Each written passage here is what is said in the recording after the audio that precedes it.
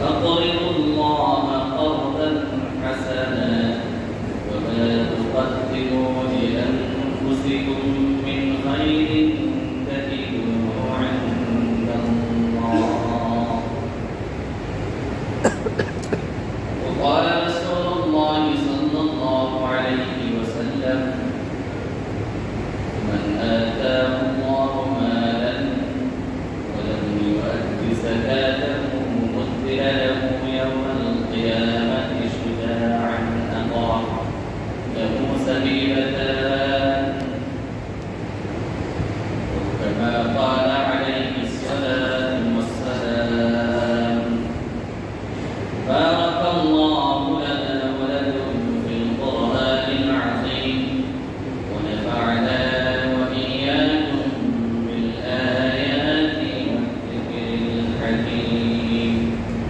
أستغفر الله إن الله غفور رحيم.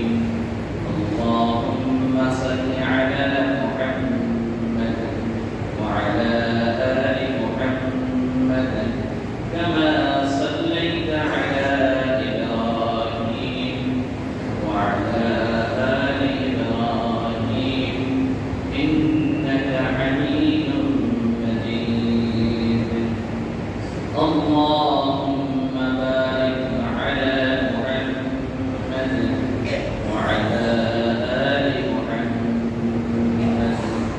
كما باركت على إبراهيم وعلى آل إبراهيم إنك حميد مجيد.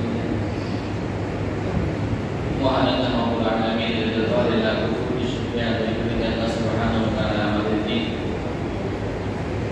জাতির উম্মাদের ক্রান্তি লগ্নে পবিত্র রমাদান মুবারকে জুমার নামাজের উদ্দেশ্যে মসজিদে আসার বসার তৌফিক প্রদান করেছেন। এই জন্য মাহবুবের শুকরিয়া আদায় করি। শুকরিয়া অন্তর থেকে এখানে শুরু একবার করে নিই আলহামদুলিল্লাহ। আমি আপনাদের সামনে কালামে পাক থেকে আয়াত কারিমার অংশ তেলাওয়াত করেছি। সরকারে বারাকাত সাল্লাল্লাহু আলাইহি ওয়াসাল্লাম রসূল বর্ণিত হাদিস থেকে এখানে হাদিসের অংশ পাঠ করেছি। এর আলোকে সংক্ষিপ্ত করে কিছু কথা পেশ করব আমার তৌফিক ইলাহি।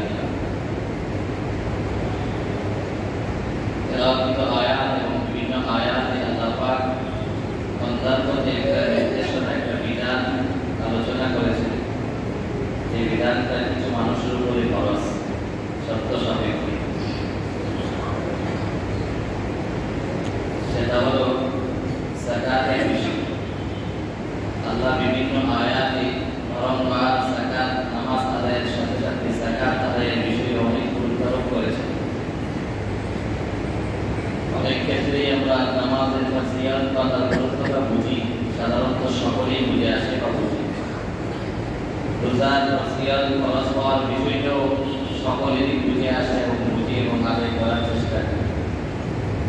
যাকাতের বিষয়টাও আলহামদুলিল্লাহ অনেক মানুষেরই বুঝে আসে, কিন্তু অনেকে বুঝে আসার পরেও তাকে সঠিকভাবে আদায় না করে লামসাম আদায় করার চেষ্টা করে। এই সুবাদে আর সাধারণত আমাদের বিশেষ করে বাংলাদেশে যাকাত যারা আদায় করে থাকে আমরা, তারাও সওয়াব বেশি পাওয়ার আশায় রমাদান মুবারকে আদায় করে থাকে। এই হিসাবে আমরাও এই রমাদান মুবারকে এই বিষয়টার উপরে আলোচনা করার চেষ্টা করি। যেহেতু তার সাথে শরীয়তের অনেকগুলি বিধান সম্পৃক্ত, যেভাবে সেভাবে আদায় করলে কিন্তু আদায় হয় না। আরও কিছু কতগুলো সীমারেখা বা বিধিবিধান আছে, ওইগুলি অনুকরণের মাধ্যমে যদি আদায় করি তাইলে কিন্তু আমার যাকাত আদায় হবে। নচেত আমি যে পরিমাণ আদায় আমার উপরে খরচ তার থেকে বেশি করা সত্ত্বেও আদায় হবে না। শরীয়তের দৃষ্টিতে আমি যাকাত আদায়কারী বলে গণ্য হব না। যদিও বাহ্যিকভাবে আমি মনে করতেছি যে আমি তো অনেক টাকা যাকাত যে পরিমাণ আমার উপরে আদায় করা তার থেকে বেশি আদায় করে ফেলেছি, বেশি দিয়ে দিয়েছি, বেশি দিতে পারেন, কিন্তু যাকাত আদায়কারী বলে অর্থাৎ আপনার জিম্মা দায়িত্ব থেকে খরচ বিধান গ্রহীত হয় নাই। যদি শরীয়ত মোতাবেক আপনি আদায় না করবেন, তো আল্লাহ পাক বিভিন্ন আয়াতে নামাজের প্রতিষ্ঠা, সালাত প্রতিষ্ঠার কথা নির্দেশ দিয়ে যাকাত আদায়ের কত জায়গায় জায়গায় আল্লাহ পাক আদেশ করেছেন যে আকিমুস সালাতা ওয়া আতুস যাকাত। আমার তেলাওয়াত আয়াতে আল্লাহ পাক বলেন আকিমুস সালাতা ওয়া আতুস যাকাতা ওয়া আqriduল্লাহা কারদান হাসান ওয়া মা তুকদ্দিমু লিআনফুসিকুম মিন খাইরিন তাজিদুহু ইনদাল্লাহ ওয়া খাইরান ওয়া আ'যামা আজরা ওয়াস্তাগফিরুল্লাহ ইন্নাল্লাহা গফুরুর রহিম। আল্লাহ পাক প্রথমে বলেছেন যে তোমরা সালাত কায়েম করো, নামাজ প্রতিষ্ঠা করো। তারপরে বলেন ওয়া আতুস যাকাত, যাকাত আদায় করো, যাকাত প্রদান করো। এরপরে বলেন আতরিকুল্লাহ কারদান হাসানা, তোমরা আল্লাহকে কর্জে হাসানা দাও। আল্লাহ তো মুখাপেক্ষী নন, বরং এই মুখাপেক্ষী আমরা আছি। আমাদের প্রয়োজনাদি তিনি পূরণ করেন, তিনি হলেন খালিক আল্লাহ পাক। তিনি কর্জে হাসানা চাচ্ছেন কাকে দেওয়ার জন্য? ওয়া আতরিকুল্লাহ কারদান হাসানা, তোমরা আল্লাহকে অর্থাৎ আমি আল্লাহকে তোমরা কর্জ দাও, উত্তম ঋণ প্রদান করো। আল্লাহ তো ঋণ গ্রহীতা না, আল্লাহ ঋণটা কার জন্য চাচ্ছে সেটা হলো বোঝার বিষয়, সময় অল্প। তো ঋণটা আসলে আল্লাহ পাক চাচ্ছেন যাদের জন্য, তারা হলো গরিব, নিঃস্ব, অসহায় যারা আছে।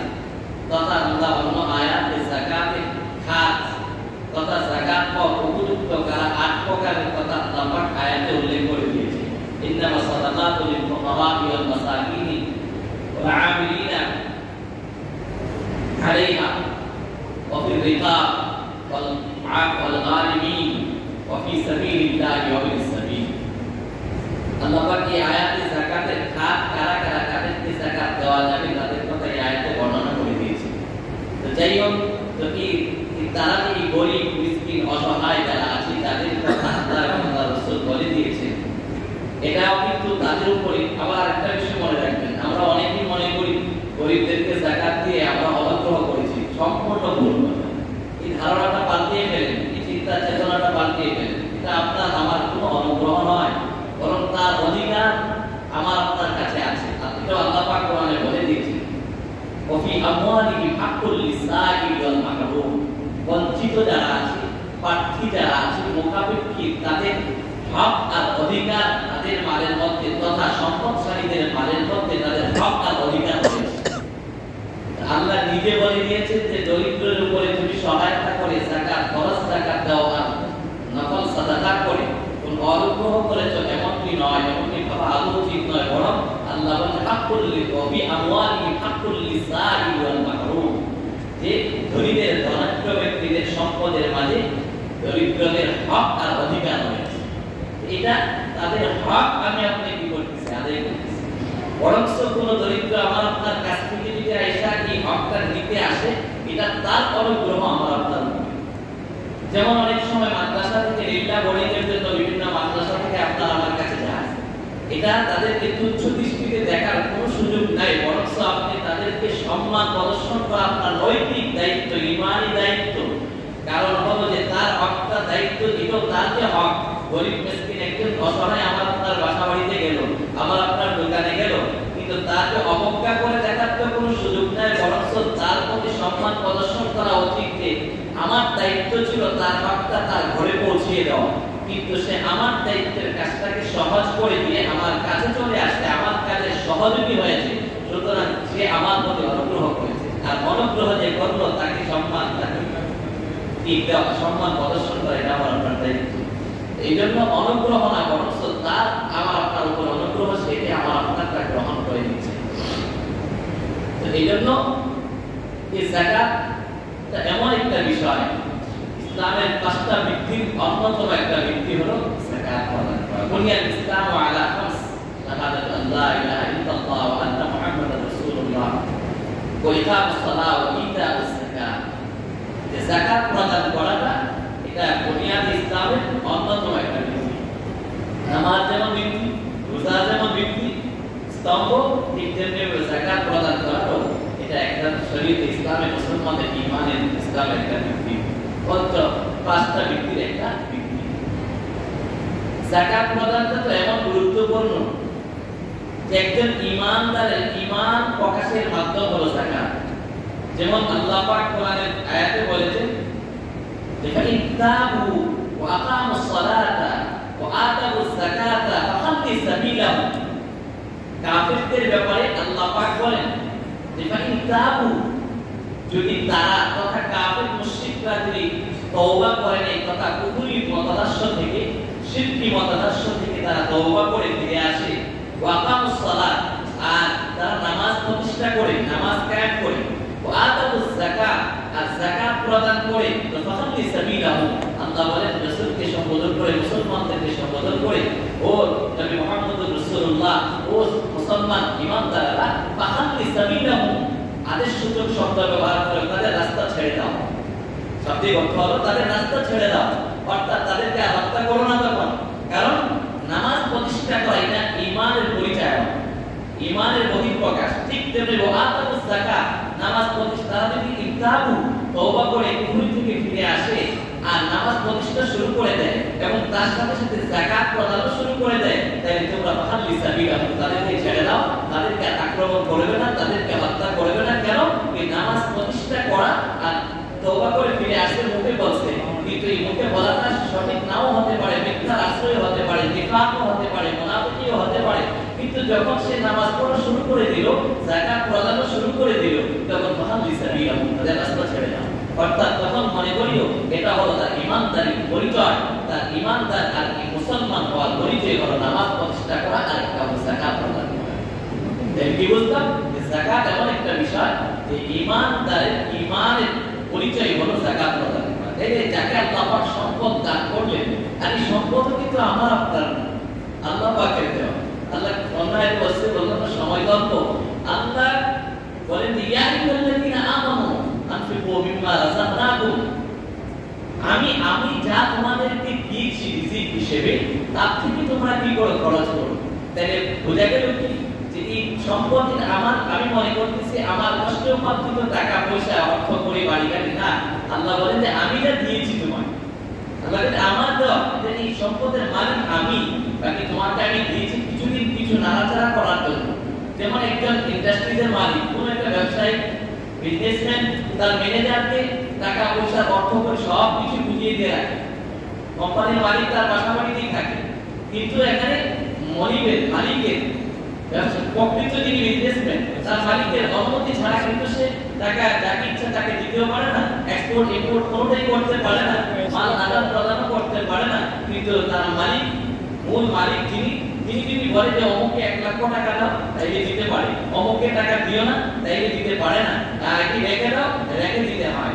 এর অর্থ হলো ম্যানেজার যদিও টাকা পয়সা তার হাতে সবকিছু নাড়াচাড়া করে আদান প্রদান করে এক্সপোর্ট ইম্পোর্ট করে মাল সম্পদাদি, কিন্তু সে কিন্তু প্রকৃত মালিক নয়, সে হলো শুধুমাত্র নাড়াচাড়া করার অধিকার তার আছে, ও আবার মালিকের অনুমতি সাপেক্ষে। ঠিক তেমনি ভাবে আল্লাহ পাক আমাকে আপনাকে সম্পদ দান করেছেন, এটা আমার আপনার কোনো নিজস্ব কোনো সম্পদ নয়, বরং আল্লাহ পাক এই সম্পদের প্রকৃত মালিক। এই মালিক, প্রকৃত মালিক আমাকে আপনাকে ম্যানেজারের মতো শুধু কিছুদিন দুনিয়ার জিন্দেগিতে সম্পদগুলিকে নাড়াচাড়া করে জীবিকার একটা ব্যবস্থা করে দিয়েছে। তো দুনিয়ার মালিকের নির্দেশ ছাড়া যেমন ম্যানেজার যত্র যেখানে সেখানে যেভাবে ইচ্ছা সেভাবে খরচ করতে পারে না, যাকে ইচ্ছা তাকে দিতে পারে না, যে কোনো কাজে ব্যবহার করতে পারে না, ঠিক তেমনি ভাবে এই সম্পদের প্রকৃত মালিক কিন্তু আল্লাহ পাক। সম্পদ কেন?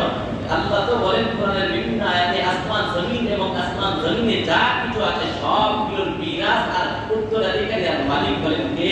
একমাত্র আল্লাহ। তাই আল্লাহ যিনি প্রকৃত মালিক, তিনি আমাকে আপনাকে আদেশ করতেছেন আকিমুস সালাতা ওয়া আতুজ যাকাতা ওয়া আকরিদুল্লাহা কারদান হাসানা। আল্লাহ বলেন তোমরা নামাজ প্রতিষ্ঠা করো, যাকাত প্রদান করো এবং আমি আল্লাহকে তোমরা উত্তম ঋণ প্রদান করো। এই ঋণটা আল্লাহ কার জন্য নেন? দরিদ্র অসহায়দের জন্য নেন। এবং কেন আল্লাহ নিজের জন্য কেন বলেন মানি? কারণ এই দরিদ্র ব্যক্তিদেরকে যে দরিদ্র বানিয়েছেন কে? আল্লাহই বানিয়েছেন। আর ধনী আপনাকে আমাকে বানিয়েছেন কে? আল্লাহই বানিয়েছেন। আর সম্পদ দিয়েছেন আল্লাহ। তো আল্লাহর দেওয়া সম্পদ, আল্লাহ বলতেছেন আমার সম্পদ আমাকে দেওয়ার জন্য, তথা আল্লাহ। সুতরাং দরিদ্রদেরকে দরিদ্র আল্লাহ বানিয়েছেন, সম্পদশালীকে সম্পদশালীও আল্লাহই বানিয়েছেন। আর উভয়কে বানানোর মালিক আল্লাহ, সম্পদের মালিকও আল্লাহ, ধনী ব্যক্তির মালিকও আল্লাহ, দরিদ্র ব্যক্তির মালিকও আল্লাহ পাক। সুতরাং প্রকৃত সবকিছুর মালিক তিনি। তিনি বলেন যে তোমরা যাকাত দাও তথা আমাকে কর্জে হাসানা প্রদান করো, অর্থাৎ দরিদ্র মানুষের জন্য তোমরা দিবে মানি, দরিদ্রের হাতে যাকাত করো, সাদাকা করো, দান করো, পৌঁছায় দিবে মানি আমি আল্লাহ কি দিয়ে তোমরা উত্তম ঋণ প্রদান করি। সুতরাং এই জন্য আমাদের যাদেরকে আল্লাহ পাক সম্পদ দিয়েছে আমরা চন্দ্র মাসের হিসেবে, যেহেতু সময় অল্প সংক্ষেপে দু চারটি কথা বলে দিই, চন্দ্র মাসের হিসেবে যাকাতের বর্ষ নির্ণয় করব। তাই কিন্তু আমরা ইংরেজি মাস হিসেবে যদি বর্ষ পূর্ণ হওয়ার যে বিষয়টা আছে যাকাত ওয়াজিব খরচ ওয়াজিব তখন দিলে তো হয়, আদায় হবে, ঠিক আছে। আপনার এখন এক বছর পূর্তি হয় না, নেশার পরিমাণ মালের মালিক হওয়ার পরে 7.5 ভরি স্বর্ণ অথবা 52.5 রূপা অথবা যে জিনিসগুলি স্বর্ণের উপরে আসে যাকাত, রূপার উপরে আসে, অথবা 52.5 ভরি রূপার সমমূল্যের মুদ্রা যদি থাকে তার উপরও যাকাত আসে, অথবা তার সমমূল্যের ব্যবসায়িক পণ্য যদি থাকে তার উপরও যাকাত আসে। তো এই সমস্ত পণ্য অথবা এই নগদ টাকা পয়সা অর্থকরী যেগুলি আছে এই 5 ধরনের জিনিসের উপরে যাকাত আসে। ঠিক তেমনি ব্যাপার গবাদি পশু যেগুলি আছে সেগুলি অস্তিত্ব আমাদের দেশে বর্তমানে খুবই বিরল বললেও চলে। যেটা উট, মহিষ, গরু, ভেড়া, দুম্বা এগুলি আগের যুগে যেভাবে লালন পালন পালের পালতো আর লালন শত শত পাল লালন পালন করতো, এটা আমাদের দেশে এখন এমন নাই। যদিও এখন খামারের সিস্টেমে কিছুটা গরু, ছাগলের ইত্যাদি হাঁস মুরগি আছে, হাঁস মুরগি তারপরে গরু, মহিষ ইত্যাদি যদি এমন থাকে তার হিসাব করে বিষয়টা হবে বিস্তারিত মাসালা সাপেক্ষ। তো এই জন্য আমরা এই সম্পদ যাদের থাকবে তারা হিসাব করে, অনেকে আবার আছে আবার যদি ঋণী হয়, এখানে আবার ঋণের বিষয়ে অনেক বিষয় আছে। আপনি ব্যাংকে টাকা জমা আছে, কোঅপারেটিভ ব্যাংক আছে, তারপরে বীমা আছে, এগুলির বিস্তারিত মাসালা, এগুলি তো জমার বয়ানে সবকিছু বলার অবকাশ রাখে না, সময় থাকে না। আমাদের মুফতি সাহেব থেকে আপনাদের রব্বানি ওলামাদের থেকে এগুলি জিজ্ঞাসা করে করে জেনে নেবেন। তো ব্যাংকে টাকা জমা, ব্যাংকও কিন্তু এমনিতেই শুধু টাকা জমা রাখাটাও কিন্তু ইসলামী শরীয়ত মোতাবেক বৈধ না, এটা মাথায় রেখে এই নিয়তে রাখবেন যে আমি শুধু আমার নিরাপত্তার জন্য টাকা ব্যাংকে জমা রাখতেছি, কোন নিয়তে রাখবেন? এই নিয়তে যায় যে আমি আমার যেহেতু আমার জানের নিরাপত্তা নাই, মালের নিরাপত্তা দেশে থাকবে কোথায়, দুনিয়াতে কোথাও এখন নাই, জান মালের নিরাপত্তা নেই, সুতরাং আমার এই অর্থের নিরাপত্তার স্বার্থে আমি ব্যাংকে শুধু জমা রাখলাম। আর তার ইন্টারেস্ট যেটা আসবে এটা নিজেও গ্রহণ করবেন না। আবার অনেকে আছে মনে করে যে আনবো না, আপনি মুত্তাকি পরেজগার হিসেবে ব্যাংকে রেখে আসতেছেন, এটাও করবেন না। ব্যাংকে রেখে আসলে তো তাকে ওই হারাম টাকাটা দিয়ে আবার হারাম উপার্জনের একটা সুযোগ করে দিবেন। এটা যেহেতু তাকেও ব্যাংকেও রেখে আসবেন না, এটা আপনার নিয়ে আসবেন, তাই না? সওয়াবের নিয়ত ছাড়া, কারণ হারাম সম্পত্তি হারাম জিনিস দ্বারা কোনো নেকির নিয়ত করা যায় না, জায়েজ বৈধ নয়। সুতরাং এই অর্থটা আপনি এনে একদম সওয়াবের নিয়ত ছাড়া গরিব, অসহায়, নিঃস্ব যেখানে আপনার যারা যাকাত খাওয়ার কাজ আছে এমন তাদেরকে এমনিতে সওয়াবের নিয়ত ছাড়া এমনি দিয়ে দিবেন, এমনি দিয়ে দিলেন, কোনো সেবা কোনো কাজে ব্যবহার করে ফেললেন। তো এই জন্য এই ঋণী থাকলে ঋণ আলাদা ওই নেশাবের মাল থেকে ঋণটা বাদ করবে। আবার এমন আছে যে যেমন মহরের টাকা আছে স্ত্রী, আজকাল তো মহরের বিষয়ে আলোচনা করতে অনেক যাবে না, মহর ধরে মানে ধরে 10 লাখ 15 লাখ, কেন এখানেও মুসলমানদের অনেক সমস্যা আছে। কয়টা সমস্যা আসলে, কত ওষুধ দিবা কত, তো সমস্যা তো শেষ নাই, ওষুধ লাগে এবার কোন জায়গায়, যদি 10 লাখ 20 লাখ ধরতে হবে, কেন প্রথমে নিয়োগ করে যদি তালাক দিয়ে দেয়, যদি ছেড়ে দেয়, এর অর্থ হলো যে আপনার এই প্রথমে গন্ডগোল। এই জন্য আপনাদের অনেকের মেয়েদেরকে ডিভোর্স আর তালাক দেয়। টাকা আপনাকে, আপনার মেয়েকে, আমার বোনকে রক্ষা করার কোনো সুযোগ আর ক্ষমতা নেই। এটা সম্পূর্ণ ব্যক্তিহীন একটা কথা। 10 লাখ 20 লাখ টাকা ধরে এরা আরো ডিভোর্স বেশি হয়। ওই দিনও একটা বিবাহ করাইলে বাবাকে 10,000 টাকা দিচ্ছে বিবাহের মধ্যে, নাম বলবো না, কিন্তু দেখা গেছে 10-20 লাখ টাকা মহর দিচ্ছে। কয়েকদিন আগে বলতেছে হুজুর কি যে করে তো মেয়েটা বিবাহটা টিকে নেই। তাই মনে হয় বললাম, ওই সময় বলছিলাম যখন আমি দেখছি পরিবেশ, আমি বলছি এই পরিবেশে আমি বিবাহ করাতে পারবো না, আমার পড়াইতে হলে আমার পরিবেশ করে দিতে হবে, আমি ওই পরিবেশে বিবাহ করাবো, ভিন্ন পরিবেশে আমি বিবাহ করাতে পারবো না। নারী পুরুষ আলাদা করতে হবে, পর্দার ব্যবস্থা করতে হবে, তাহলে আমি বিবাহ করাবো না, আমি বিবাহ করাবো না। তো যাই হোক, ওইটা আমার বিবাহের কাজটার জন্য যতটুকু করা তারা করছে, কিন্তু এই যে বেশি টাকা দিলেই যে বিবাহ টিকে যাবে এই কথাটা ভুল। তো মোহরের টাকা আপনার দেওয়ার ইচ্ছা আছে, দেন নাই, এটাও কিন্তু আপনি ঋণী, এটাও কিন্তু আপনার ঋণ, এটাও যদি কেউ নেশা থেকে বাদ দিতে চায়। তো যাই হোক, এটা কথা পাশে চলে আসে, এটা বাদ দিতে পারে মহরের টাকা দেওয়ার ইচ্ছা থাকে এবং দেবে, এটাও তার ঋণের অন্তর্ভুক্তি থাকে। আর এই টাকাটা দেখেন কত শাখা প্রশাখা ব্যাপার। এই আজকে মুসলমান শরীয়তের বিধান না মানার কারণে, মহরের টাকা আদায় না করার কারণে স্ত্রীর উপরে কতগুলো খরচ হওয়া যে বিধান আসে, সেই বিধানগুলি সেও পালন করতে পারতেছে। যদি আজকে আপনি 5 লাখ টাকা কথার কথা বলেন, 5 লাখ টাকা তার মহর ছিল, যদি তাকে 5 লাখ টাকা দিয়ে দিতেন, সে মালিক হতো, তাইলে তার উপরে যাকাত খরচ হতো, তার উপরে সাদকা খরচ হতো, ওয়াজিব হতো, এই সমস্ত আরো কতগুলো বিধিবিধান তার উপরে আরোপিত হতো। কিন্তু আপনিও দিচ্ছেন না, সেও মালিক হচ্ছেন না, কিন্তু সে এগুলি আদায় করতে পারতেছে না। তো যাই হোক, এই সমস্ত দিক ইত্যাদি। এরপরে অনেকে ব্যবসা করি আমরা, তারপরে দেখা যায় ব্যবসার হিসাবপত্রগুলি আমরা সঠিকভাবে করতে পারি না। কোনটা আমার নেশাবের অন্তর্ভুক্ত হবে, কোনটা আমার নেশাবের অন্তর্ভুক্ত হবে না, এই জিনিসগুলিও পাকানি রব্বানি মুফতি সাহেবদের কাছ থেকে জেনে নেবেন, জেনে আদায় করবেন। ডেকোর ট্রাস্টের অনেক মালিক আছে, ডেকোর ট্রাস্টের কোন মালটা নেশাবের অন্তর্ভুক্ত হবে, কোন মালটা নেশাবের অন্তর্ভুক্ত হবে না। আপনি গাড়ির মালিক আছেন অথবা গাড়ি বিজনেস করেন, যেমন ভাড়ায় চালিত গাড়ি আপনি ব্যবসা করেন, এখন এই গাড়িটার যে মালিক তার উপরে যাকাত আসবে না, আপনার উপরে আসবে। অথবা আপনি গাড়ি কিনছেন, ভাড়া চালান, নিজে ড্রাইভিং করেন, কিন্তু এই গাড়ির মালিক আপনি, এটা বিক্রির জন্য কিনেন নাই, কিন্তু শুধু কি নিজে মালিক হয়েই দুইটা গাড়ি ভাড়া দেন অথবা ড্রাইভার দিয়ে চালান, এখন তার ভাড়ার উপার্জিত সম্পদে যাকাত আসবে না গাড়ির মূল্যের উপরও আসবে, বা বিক্রি করলে আসবে না এখন থাকা অবস্থায় আসবে, অনেক মাসালা মাসাইল আছে। এই জন্য এই বিষয়গুলি আপনাদেরকে শুধু আমি রাত দিয়ে যাচ্ছি, কমপক্ষে যাদের আছে তারা জিজ্ঞাসা করে মাসালাগুলি আদায় করে যাকাত আদায় করার চেষ্টা করবেন। যাকাত আদায় করলে তো অনেক লাভ, কোরআনে হাদিসে আল্লাহ রাসূল বলেন, না করলে কি করতে দাও আল্লাহ কোরআনে হাদিসে, আল্লাহ পাক কোরআনে পাকের মধ্যে, আল্লাহ রাসূল হাদিসে পাকের মধ্যে আল্লাহ তাআলা কোরআনে আয়াতে বলে দিয়েছেন। তো সুতরাং আমরা এই জন্য, কারণ আল্লাহ পাক কি বলছেন, যে ওয়াল্লাযিনা ইয়াকসুনা আয-যাহাবা ওয়াল ফিদ্দাতা ওয়া লা ইউনফিকুনাহা ফি সাবিলিল্লাহ, তো যারা ধন সম্পদ স্বর্ণ রূপা ইত্যাদি জমা করে রাখে, সঞ্চয় করে রাখে, ওয়া লা ইউনফিকুনাহা ফি সাবিলিল্লাহ, তাকে আল্লাহ রাস্তায় খরচ করে না, হ্যাঁ, তো তাদেরকে ফাবাশশিরহুম বিআযাবিন আলীম, আল্লাহ বলেন নবী তাদেরকে কঠিন শাস্তির সুসংবাদ আপনি শুনিয়ে দেন।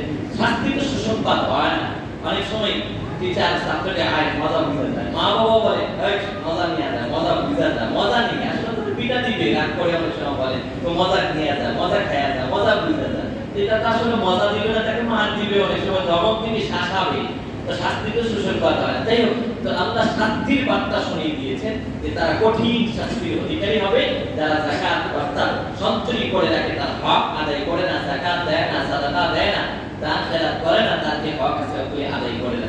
এই জন্য আর কি হবে, ওয়াইয়াউমা ইউহমা আলাইহা ফি নারি জাহান্নাম ফাতুকওয়া বিহা জিবাহুম ওয়া জুনুবুহুম ওয়া যুহুরুহুম হাযা মা কানাসতুম লিআনফুসিকুম ফাযুকু মা কুনতুম তাকনিসুন।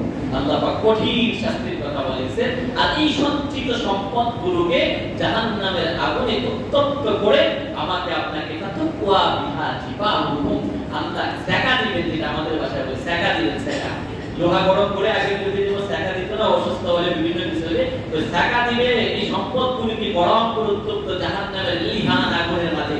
কেন?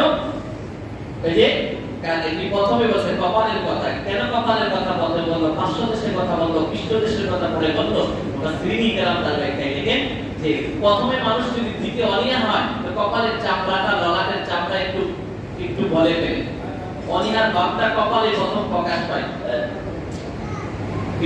অনেক সময় প্রথমে কপালের মধ্যে তার বাজ পড়ে যায়, 2 নম্বরে তখন দিতে এরপরও অনেক বিক্ষোভ দেখবেন, 5 টাকা 10 টাকা, এই তোমাদের যন্ত্রণা পারে না, আস্তে করে সে মূল ঘুরে নেয়, তো 500 দেশটা ঘুরে ফেলে কিনা, 500 দেশটা ঘুরে দ্বিতীয় পর্যায়ে, এই জন্য আল্লাহ প্রথমেই তার না দেওয়ার হলে ওই কপালের মধ্যে বাজ পড়ে যায়, প্রথমে বলতে ফিরে পায় আল্লাহ রিফাতুকু আবিয়া জিবাহু, প্রথমে ললাটে সেকা দিবে, এরপরে 500 দেশ দিবে, এরপর দিবেই না, তারপরে তার থেকে বাঁচতে পারে না, তখন করে কি দেখেন না, অনেক সময় আমরা তো প্রত্যক্ষদর্শী, অনেক সময় বলতে থাকে চাঁদার জন্য ওই যে শেষ পর্যন্ত দিবে না, দোকান তালা দিয়ে, দোকান তালা না দিয়ে দোকান থেকে বেরিয়ে চলে যায়। ও সালমান, তুমি ভাবলা যে হুজুর থেকে পয়সা গেলা, বাঁচলা না, তুমি মরলা, ভিক্ষুক থেকে বেঁচে গেলা, একজন মাদ্রাসা শিক্ষক গেল, ছাত্র গেল, গরিব গেল, তুমি ভাবনা তুমি মনে করলা যে দোকান ছেড়ে তুমি পালায় গেলা, পালাইলা না, তুমি নিজে মরলা, বাঁচলা না মরলা, তুমি ধীরে তুমি বাঁচলা, কারণ তোমার ব্যাংকে জমা হইতো, এখন দেওয়ার সুযোগ হইল না,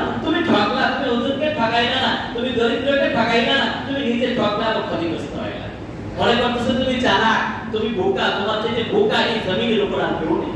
বলছো আরে বহু মানুষ এমন আছে তার টাকা ব্যবসা হয় না, হুজুর জায়গা মনে করে যে সাধারণ ব্যবসায়ী তাকে, এটা আমি নিজে প্রত্যক্ষ করেছি, নিজে এটার সাথে একবারে মোক্তালামি সম্পৃক্ত। গত কিছুদিন আগে সবার সময় আমি সবার সময় চাঁদা করতে গেছি মুরব্বীদের নির্দেশে, এক দোকানদারের দোকান যাইনি, আমরা কয়েকটা পাঁচটা সাধারণ ব্যবসার সবাই আমার কাছে দেওয়া হবে না, উনি যাই কেন হুজুর আসেন এই মার্কেটে আসেন, হুজুর নিয়ে যান, নিয়ে উনি 1000 টাকা দিয়ে 500 কত বছর 500 1000 লিখে আমি আশ্চর্য হয়ে গেলাম।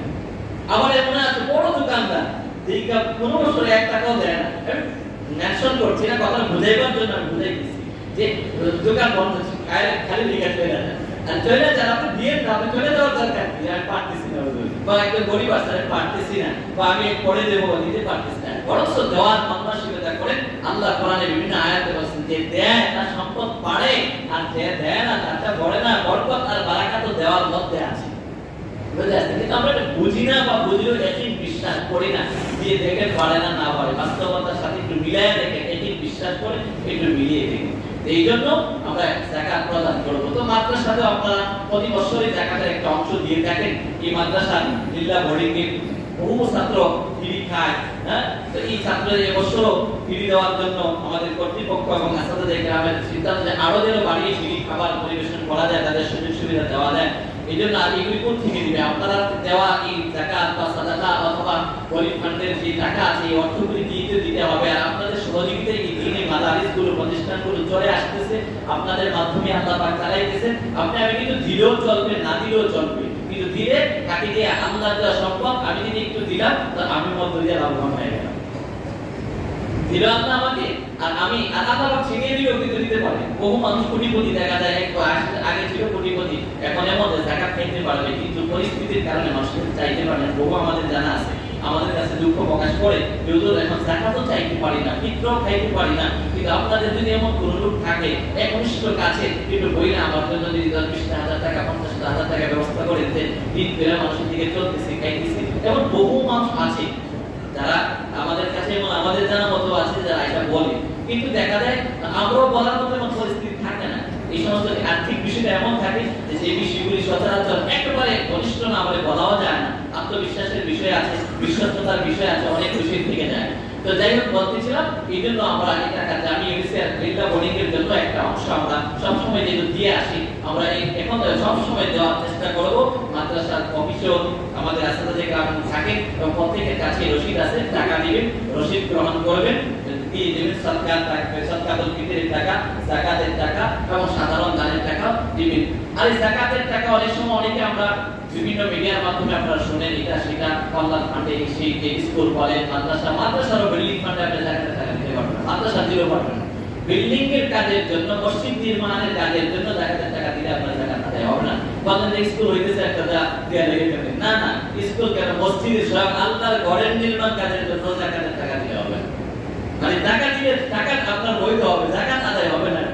এই জন্য এই জিনিসগুলি খুব হিসাব করে করে কাকে দেওয়া যাবে, কাকে দেওয়া যাবে না, কোথায় দেওয়া যাবে, কোথায় দেওয়া যাবে না, এগুলি কত বিভাগ থেকে জেনে জেনে, ওলামাদের মুফতিদের থেকে জেনে জেনে আপনারা এগুলি প্রদান করবেন। আর আজকে থেকে ইতিকাফের বিষয় আছে, এই জন্য যারা ইতিকাফ আল্লাহ রাসূল শেষ দশকে সারা জীবন ইতিকাফ করেছেন, 1 বছর যুদ্ধরত অবস্থায় করতে পারে নাই, যে রাসূল 20 দিন ইতিকাফ করেছেন, অর্থাৎ এটা গুরুত্ব বোঝাবার জন্য। তো সুতরাং কি রাসূল সারা জীবন যে আমলটা করেছে, যাদেরকে আল্লাহ আমাকে আপনাকে সুযোগ দিয়েছে, আমরা বসার চেষ্টা করি যে অনেক সওয়াব রাসূল করেছেন, রাসূলের দুনিয়া থেকে চলে যাওয়ার পর আসওয়াজে মুতাহারাত গুলো তাদের স্ব স্থানে করেছেন।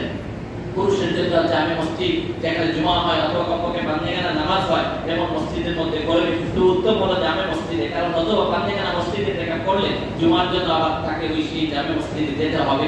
এই থেকে আপনি আমরা করবো, এই থেকে আবার অনেক মাসালা আছে। আমরা অনেক মসজিদে বসি শুধু, কিন্তু এই যে দৈনন্দিন গোসল করি, ওই বাইরে যে কথা বলি, এতে কাপ কিন্তু থাকে না, এতে কাপ কিন্তু নষ্ট হয়ে যায়। ফরজ গোসল ছাড়া কিন্তু গোসল করারও নির্দেশ নাই, কিন্তু আমরা অনেক সময় দেখা যায় দৈনিক বিবাদিত করা গোসল করি। তো এগুলি অনেক বিষয় আছে, যারা থেকে আমি বসবো। আমরা আজকে সন্ধ্যা সবে মুরব্বী শামসের আগে আগে চলে আসবো মসজিদে, এবং এই মাসালাগুলি মেনে সুন্দর করে যদি থাকতে লাইলাতুল কদর অর্জন করতে পারবো এবং কমপক্ষে ফেরেশতা সুলভ আমার ফেরেশতাদের সমতুল্য হওয়া একটা সুযোগ হবে যে ফেরেশতারা যেমন গুনাহের কাজে থাকে না, আমি আপনি মসজিদে যদি সঠিক নিয়তে এসে বসে থাকি কমপক্ষে গুনাহ থেকে দুনিয়ার জায়গা থেকে বেঁচে থাকতে পারবো। 3 নম্বর একটা সময় অল্প 3 নম্বর একটা বিষয় হলো আজকে আপনারা জানেন যে গোটা পৃথিবীতে মুসলমান নির্যাতিত নিপীড়িত হচ্ছে, বিশেষ করে ফিলিস্তিনের মুসলমান বহুদিন যাবত কষ্ট করতে আছে। কিন্তু দেখেন অনেক সময় আমাদের মনে কষ্ট নেন না, অনেক আমরা শিক্ষিত সমাজ অনেক সময় বলি মোল্লারা খায়া কাম করে, খালি কিছু হইলে একটা মিছিলে বাড়িটা কিছু হলে একটা প্রতিবাদ, না এটা ভুল কথা। আপনি বোঝার চেষ্টা করেন, আমি আপনাকে অনুরোধ করি বুঝিয়ে দিন একটু। এটা মোল্লা মৌলবীদের দায়িত্ব না, ওলামাদের দায়িত্ব না। একজন ঈমানদার যার ভিতরে ন্যূনতম ঈমান আছে, যার পরিমাণ ঈমান আছে, তার প্রত্যেকটা ঈমানদারের নৈতিক দায়িত্ব, ঈমানি দায়িত্ব, যখনই যেখানে কোনো মুসলমান নির্যাতিত হবে, নিপীড়িত হবে, ইসলাম বিরোধী কোনো কাজ হবে, কোরআন বিরোধী কোনো কাজ হবে, সুন্নাহ বিরোধী কোনো কাজ হবে, অনিসলামিক কাজ হবে, সেখানে প্রতিবাদ করা, সামর্থ্য থাকলে হাত দিয়ে বাধা দেওয়া, হাত দিয়ে সামর্থ্য না থাকলে কমপক্ষে মুখে হলেও প্রতিবাদ করা, আর এতটুকু যদি না থাকে কমপক্ষে দিন দিয়ে ঘৃণা করা, এটা তার ঈমানের একটা নৈতিক দায়িত্ব এবং অংশ। সুতরাং এই জন্য শুধু এটা আলেম ওলামাদের দায়িত্ব না, বরং এটা প্রত্যেকটা মুসলমানের দায়িত্ব। কিন্তু কেন আরেকটু সহজে বুঝে, আপনাকে যদি আপনার বাবাকে যদি রাস্তায় শেষ করে দিচ্ছি, রাস্তায় মনে করেন একজন লোক এসে বললো, আমাকে বললো আমি তোর মাকে দিয়ে আসছি, অর্থাৎ প্রতিটার মানুষরা যেই কাজ করে সেই কাজ করতে দেখে আসছি বাজারে, এই কথাটা বললে আমার বা আপনার যদি কি বসে থাকবেন? আপনি যদি সন্তান হন বসে থাকবেন না? তাকে তখনই কাঁচা খেয়ে ফেলতে চাইবে, পানি ছাড়া খাইবা চাইবেন কিনা? বাস্তব যদি আমার আপনার মা করেও থাকে, এই কথাটা যদি আমার আপনার সামনে এসে আমাকে সম্বোধন করে, আপনাকে সম্বোধন করে কোনো ব্যক্তি বলে, তখন তাকে তো আপনি জ্যান্ত কবর দিয়ে দেওয়ার চাইবেন কি? এমন মানসিকতা হবে না?